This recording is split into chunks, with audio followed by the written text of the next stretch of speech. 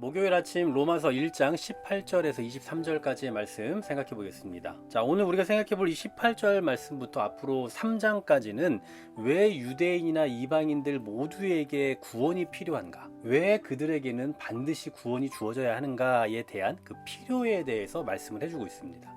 먼저 18절을 보시면요. 하나님의 진노가 불의로 진리를 막는 사람들의 모든 경건하지 않음과 불의에 대하여 하늘로부터 나타난 아니라고 말씀하죠. 자, 이 말씀에 보면 우리 인간의 처지에 대해서 말씀합니다. 우리는 어디에 처해 있다고요? 바로 하나님의 진노 안에 처해 있다라는 거죠. 사도 바울은 우리 인간이 이런 존재라는 것을 늘 각인시켜요. 우리가 하나님의 진노를 받을 수밖에 없다. 그런 존재다. 그러므로 그 사실을 늘 인식하고 살아가야 되는 거예요. 이대로 있다가는 그냥 난 죽을 수밖에 없다. 라는 그런 인식을 늘 가지고 있어야 된다는 거죠. 이게 없으면 예수 그리스도로 말미암아 구원을 얻어야 된다라는 그 필요성을 느끼질 못하는 거예요. 하나님의 진노와 심판 가운데 내가 살아가고 있다, 살아갈 수밖에 없다라는 것을 알아야, 그래야 비로소 하나님의 그 구속의 은혜, 예수 그리스도로 말미암은 십자가를 믿게 될 수밖에 없는 거죠. 바로 이런 인간에 대해서 더 구체적으로 뭐라고 말씀하고 있는지 보십시오. 18절 계속 보시면요, 모든 경건하지 않음과 불의에 대하여 하늘로부터 나타난다라고 말씀하죠. 자, 여러분, 인간이 어떤 삶을 살고 있냐면요, 불의로 인해서 모든 진리를 막고 있는 삶을 살아요. 그러니까 억누른다라는 의미를 쓰고 있는데, 진리를 알지만 그걸 고의적으로 부정하는 겁니다. 고의적으로 억누르는 거예요. 믿지 않으려고 하는 겁니다. 진리를 막는 사람들. 여러분, 여기서 말하는 이 진리는요, 19절에 보시면 하나님을 알만한 것 있잖아요. 이것을 말하는 거예요. 하나님을 알만한 것. 또 21절에도 보시면 하나님을 알되라고 말씀하죠. 즉 하나님을 아는 것을 말해요. 그러니까 여기서 진리라고 하는 것은, 우리가 보통 진리는 구원에 관계된 거잖아요. 그런데 여기서 말하는 진리는 그런 구원에 관한 진리를 말하는 게 아닙니다. 그게 아니라 하나님에 대한 그 보편적인 진리, 다시 말해 이 사람에게 하나님께서 주신 어떤 그 신에 대한 관념이라고 할까요? 의식?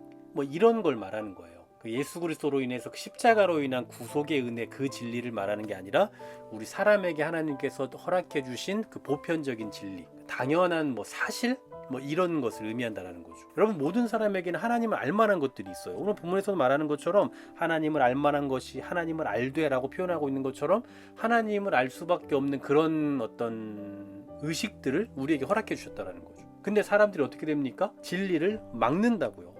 경건하지 않은 것, 불의에 대해 계속해서 이런 것들을 막아내고 있어요. 의도적으로, 의식적으로 계속해서 부정하는 거예요. 그러니 인간은 어떻게 되는 겁니까? 하나님의 진노를 사게 되고 심판을 받을 수밖에 없는 거죠. 진노를 피할 수가 없어요. 20절 말씀 보십시오. 창세로부터 이렇게 신세가 보여졌어요. 알려졌습니다. 그러므로 그들이 핑계하지 못할지니라 라고 말씀하죠. 여러분, 자연을 보십시오. 자연을 보면 창세로부터 그의 보이지 아니하는 것들, 곧 그의 영원하신 능력과 신성이 다 보여요. 거기에 다 묻어져 있다고요. 핑계할 수 없을 만큼, 하나님의 존재를 핑계할 수 없을 만큼 알게 하셨어요. 특히 여기 영원하신 능력과 신성, 뭐 이런 말씀을 하는데 23절에도 보시면요, 하나님의 영광이라는 표현을 하고 있잖아요. 이것과 관련이 되어 있는 거예요. 하나님의 영광. 다시 말해 하나님께서는 자신이 만드신 그 피조물 안에 하나님의 영광을 계시하셨단 말이죠. 그런데 여러분, 인간이 어떻게 합니까? 그렇게 하나님의 영광이 우리 안에 거해야 하는데 21절에 보니까 뭐라고 말씀해요?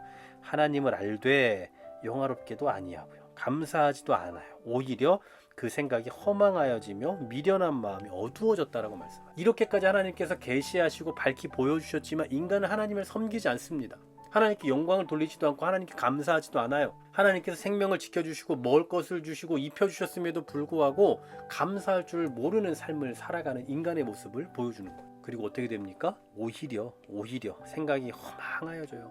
미련한 마음이 지배합니다. 이런 인간을 뭐라고 말할 수 있습니까? 22절에 보면 스스로 지혜 있다나 어리석은 거죠. 스스로 얼마나 지혜가 있다고 생각합니까? 사람들은 자기들이 정말 똑똑하다고 지혜 있다라고 말해요. 그런데 사실은 어리석어졌어요. 결국 이렇게 타락한 인간들은 어떻게 되는 겁니까? 23절에 보면 썩어지지 아니한 하나님의 영광을 썩어질 사람과 새와 짐승과 기어다니는 동물 모양의 우상으로 바꿔버립니다. 하나님을 섬겨야 할 인간이 자연 속에서 혹은 우리의 의식 속에서 하나님을 당연히 마땅히 기억해야 될 우리 인간이 어떻게 되느냐? 하나님의 영광을 위해 사는 것이 아니라 자연을 숭배해요. 우상을 숭배합니다. 참으로 어리석은 인간의 모습이 아닐 수 없습니다. 여러분 오늘날은 어떤가요? 오늘날도 정말 지식이 많아집니다. 정말 지식이 풍부해요. 너무나도 풍요로운 그런 시대를 살아가고 있습니다. 하지만 사실 사람의 의식들은요 갈수록 더 비참해져 가고 있어요. 왜 그렇습니까? 오늘 본문에서도 그 현상을 너무나 잘 말씀해주고 있잖아요. 스스로 지혜 있다 하나 갈수록 어리석게 되는 거예요. 갈수록 어리석어지고 갈수록 하나님에 대해 발견하려 하지 않고 하나님이 밝히 보임에도 불구하고 의도적으로 진리를 막고 있단 말입니다. 그래서 세상은 갈수록 더 비참해져 가고 있는 거예요. 세상이 아무리 발전해도요, 아무리 발달해도요, 그래도 예수님 외에 구원받을 수 있는 길을 만들어낼 수는 없습니다.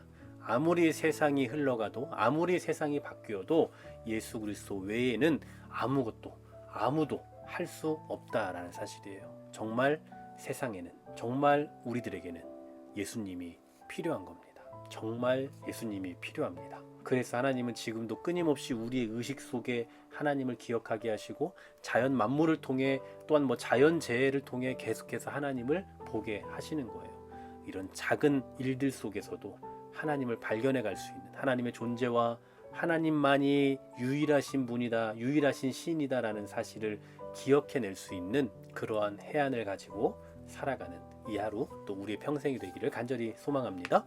하나님 감사합니다. 세상이 아무리 지식이 발달하고 아무리 똑똑한 사람들이 많아져도 세상은 예수님이 필요합니다. 이 사실을 잊지 않게 해주시고 이 반드시 우리에게 필요한 예수님에 대한 그 깊은 인식을 가지고 믿음으로 살아가는 우리 모두가 되게 하여 주시옵소서.